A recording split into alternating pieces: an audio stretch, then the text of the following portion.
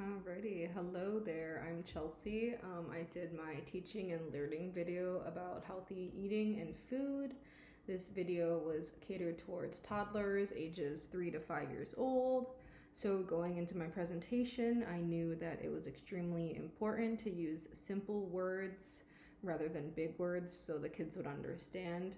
So I chose to use the word food a lot rather than nutrition because I felt that would just go over a toddler's head completely and you would lose focus. Also, because imagination and creativity are so important in this age group, I used a lot of pictures and colors and a fun font, Comic Sans, to try to hold their attention. So regarding the actual teaching material, several things impacted how I created the presentation. I chose to focus more of my attention on Erikson's stages of psychosocial development rather than Piaget's. Erikson's theory for this age group focuses on initiative versus guilt.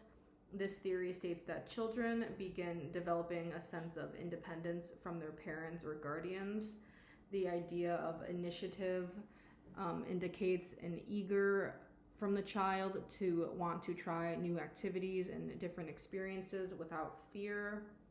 Children begin learning what is okay to do and what isn't okay to do through their own experiences and mistakes rather than simply watching and observing the people around them or being told what is wrong. So with this in mind, I try to encourage the kids listening to my presentation to feel like they could make their own choices regarding healthy food options, which is why I try to talk to the kids directly in the video rather than relying on a parent's answer. I also try to avoid mentioning mom or dad too often throughout the presentation, as the child should feel a sense of independence and security in their own choices. The other half to Erikson's theory for this age group relates to guilt. So guilt is the feeling of shame or from criticism or feelings of failure if one doesn't perform a task successfully or how they're supposed to. So in this scenario, if the children were to be guilted about the food choices that they would make, it could negatively impact their confidence and self-esteem or initiative later on when they try to attempt to choose a healthy food item again.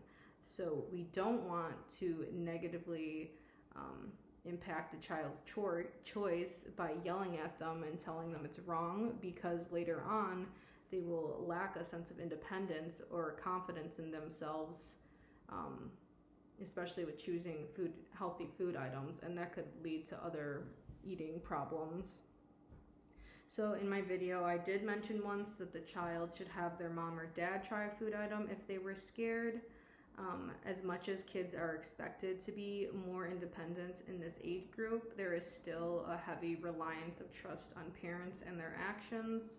So I threw this in there as a way to get kids to branch out for new foods sometimes.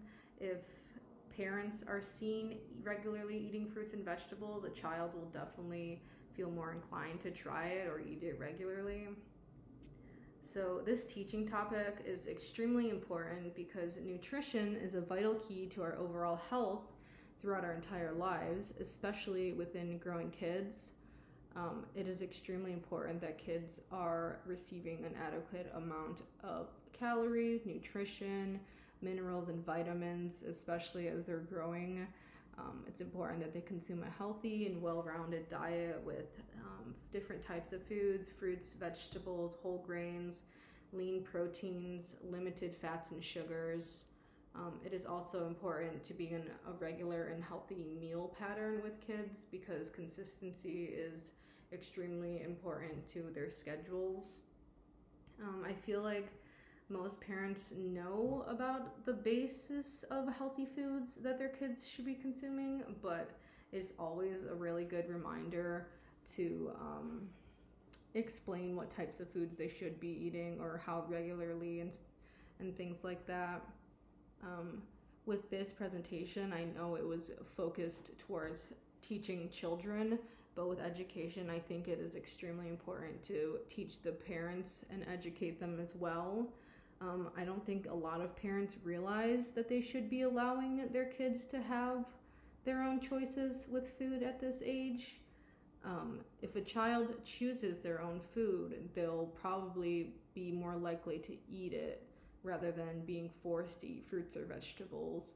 Or if a kid is forced to eat fruits and vegetables that they don't like, they're going to associate that with just being forced to eat it and never going to want to eat fruits and vegetables again. So I think it's extremely important to be able to educate the parents about independence with kids. Also, if like I said, if a child sees their parent eating a food item, they will probably be more inclined to eat it. Lastly, summing it up kind of, parents should be encouraging their kids to make independent choices, but still providing parameters.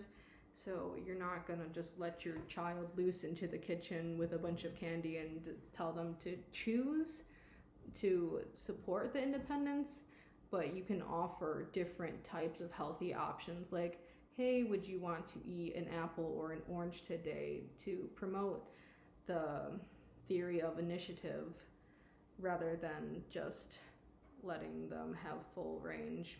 I kind of blinked out with that last thought, but yeah, that's it. I did my teaching video about healthy food items with kids. Thanks.